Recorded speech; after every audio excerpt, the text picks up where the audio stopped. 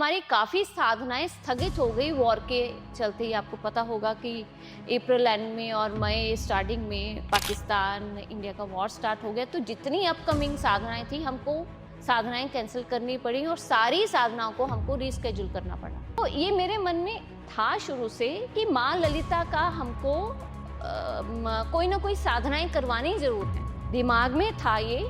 लेकिन इतनी लंबी साधना करने के लिए मुझे ब्रह्मचारी जी ने सपोर्ट किया। फिर ऐसे हमने डिसाइड किया कि 31 और 51 डेज का हम साधना का स्केड्यूल रखते हैं, क्योंकि भाव उनका उसके पीछे यही था कि वैसा कुछ किया जाए जैसे हमारे ऑलमाइटी ने 13 मंथ्स इन द हिमालयस में मेंशन किया है कि देवी माँ को 1000 बार 1000 नाम से पुकारा।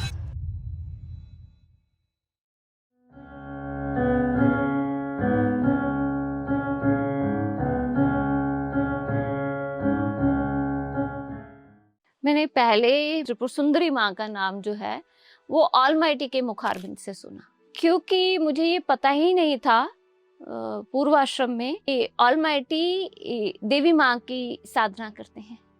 वो अपने आप में इतने गुप्त रहते थे कि वो, क्योंकि जब भी हमने उनके साथ भजन गाया तो बस एक ही धुन पे गाते थे, हरे राम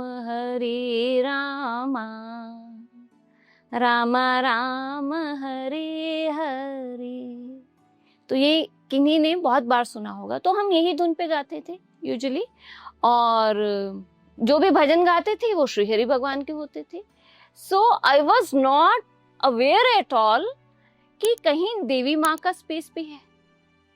जब वो पूर्ण साधना के बाद आए तो मैंने ऑलमाइटी से पूछा कि भगवान आपने देवी माँ की साधना कब की? 40 दिनों के अलावा जो उन्होंने उस टिम्बर ट्रेल साइड पे की थी, बस उतना ही पता था मुझे।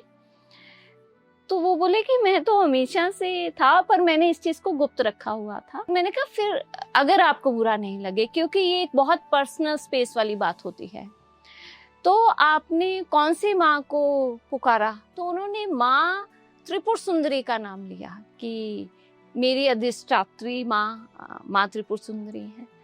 तो तब मैंने पहली बार उनका नाम सुना और मन में जिज्ञासा हुई कि उनके बारे में जाना जाए। तब फिर मैंने थोड़ा थोड़ा गूगल पे सर्च किया। गूगल पे या मतलब इंटरनेट पे सर्च किया। अब आप उस सर्च में आपके पास कितनी की इंफॉर्मेशन आती है वो तो सभी हम जानते हैं कि सब लोग अपने अपने मन के भाव उसमें ज्यादा प्रकट करते हैं। पर जितना भी मैंने माँ त्रिपुर सुंदरी के बारे में जाना वो केवल और केवल ऑलमाइटी के मुखारबिंद से जाना। और फिर ऐसा जाना कि मतलब मेरा माँ से प्यार हो गया, माँ का मुझसे प्यार हो गया और मेरा माँ से प्यार हो गया।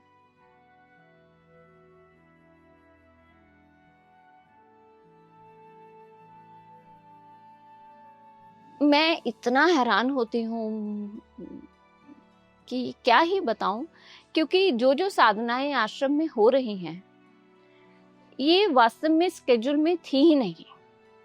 ये ट्रस्ट मीटिंग में हमने डिस्कस किया था कि हम कौन से मंथ में कौन सी साधनाएं करेंगे। तो पहले तो हमारी काफी साधनाएं स्थगित हो गई वॉर के चलते ही। आपको पता होगा कि अप्रैल एंड में और मई स्टार्टिंग में पाकिस्तान इंडिया का वॉर स्टार्ट हो गया, तो जितनी अपकमिंग साधनाएं थी हमको साधनाएं कैंसिल करनी पड़ी और सारी साधनाओं को हमको रीस्केड्यूल करना पड़ा। प्रेरणा मैं देवी माँ की और ऑलमाइटी की ही मानूंगी, कृपा मानूंगी उनकी, जिन्होंने हमारे बुद्धि में इस भाव को डाला।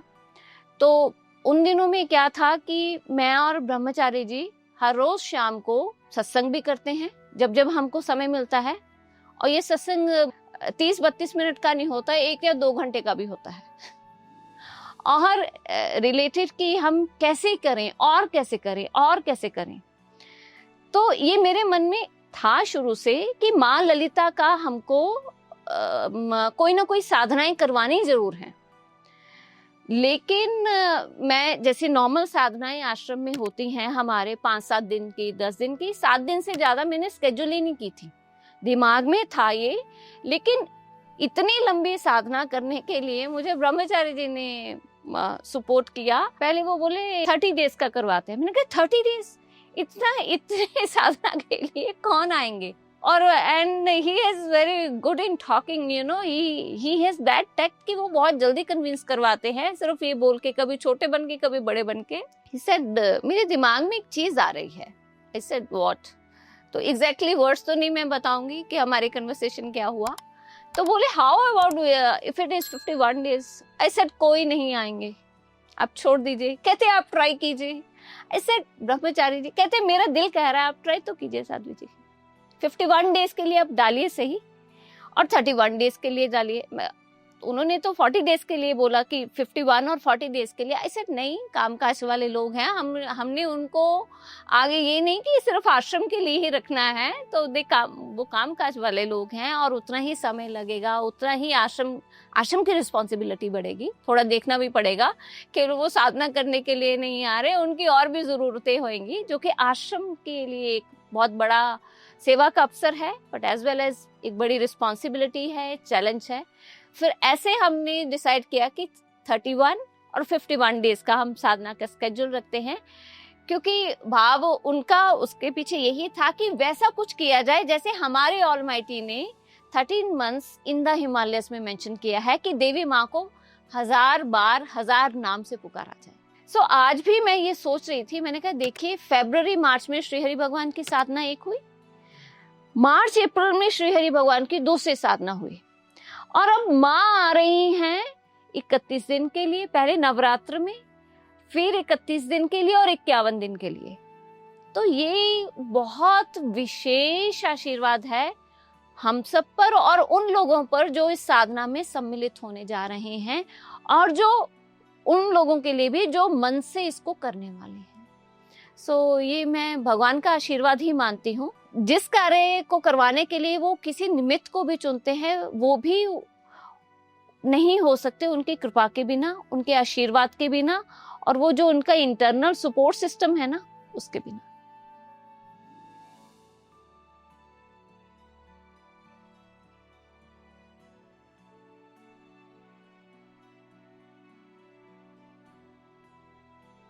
देखिए ये मेरा भाव है. सो उसमें क्या है कि अगर आप नहीं आ पा रहे हैं पर मन से आप यहाँ हैं, सबसे बड़ी बात तो वो है. सेकेंड थिंग, क्या कीजिए, आप अपने घर पे एक उतने दिन का आप संकल्प ले लीजिए. कोई जरूरी नहीं कि आपको एक दिन में 25 का ही संकल्प लेना है, आप एक दिन में एक का भी ले सकते हैं. मैं मेरी ही उदाहरण ले सकती हूँ. सो मैं मन में ये सोच के चलती हूँ, जब भी कोई बहुत इवेंट चल रहा होता है तो मैं कभी वो पूरा संकल्प नहीं ले पाती. अगर साधना में सभी सेवादार भी साधना में आ जाएंगे तो हम विशेष रूप से हम वो डिसिप्लिन, वो एनवायरनमेंट और वो सेवा को सिस्टमैटिकली नहीं कर पाएंगे. तो मैं अपनी टीम को और स्वयं मैं भी यही मैं बोलती हूँ कि बस श्री हरि भगवान के चरणों में समर्पित होके हम कम से कम संकल्प लें, ताकि अगर हम लोगों के सभी लोग जो यहाँ पर आए हुए हैं उनकी सेवा में बाधा डलती है तो वो फिर हमारा दोष है. तो हम अपनी साधना को थोड़ा सा सेक्रीफाइस करते हैं. तो आप घर पे बैठ के भी देवी माँ का नाम ले सकते हैं, और अगर आपका मन है, आप कुछ डिवोशन एक्सप्रेस करना चाहते हैं, तो वेबसाइट पे हमारे श्री हरि श्रृंगार है. श्री हरि भगवान का श्रृंगार होगा नवरात्र के दिनों में, अमावस्या के दिनों में, डेली श्रृंगार होगा उन दिनों में. उसके थ्रू आप अपनी भावना को प्रकट कर सकते हैं.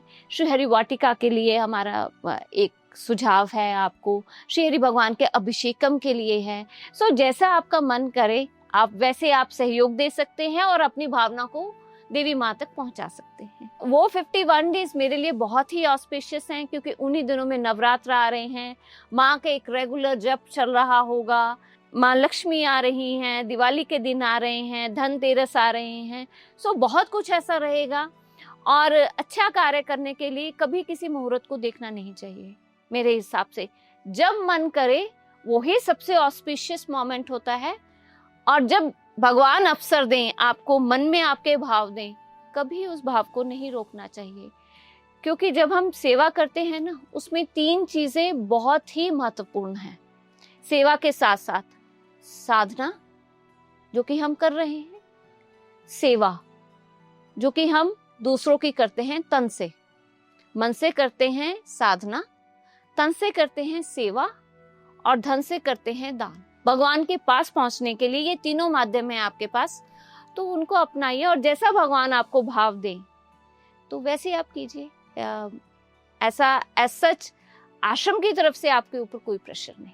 सो माँ त्रिपुर सुंदरी की, माँ ललिता की साधना के बारे में अगर आपका कुछ भी भाव है, कुछ जानना चाहते हैं आप, या किसी भी माध्यम से आप अपनी श्रद्धा को प्रस्तुत करना चाहते हैं, तो डिस्क्रिप्शन बॉक्स में नीचे लिंक दिया गया है और हमारी टीम का कांटेक्ट नंबर है, वहां पर आप कांटेक्ट कर सकते हैं। They will guide you in a right way. और ऐसे ही माँ हम सब पर कृपा बना के रखें और हम उनके आशीर्वाद से ओतप्रोत रहें। जय श्री हरि।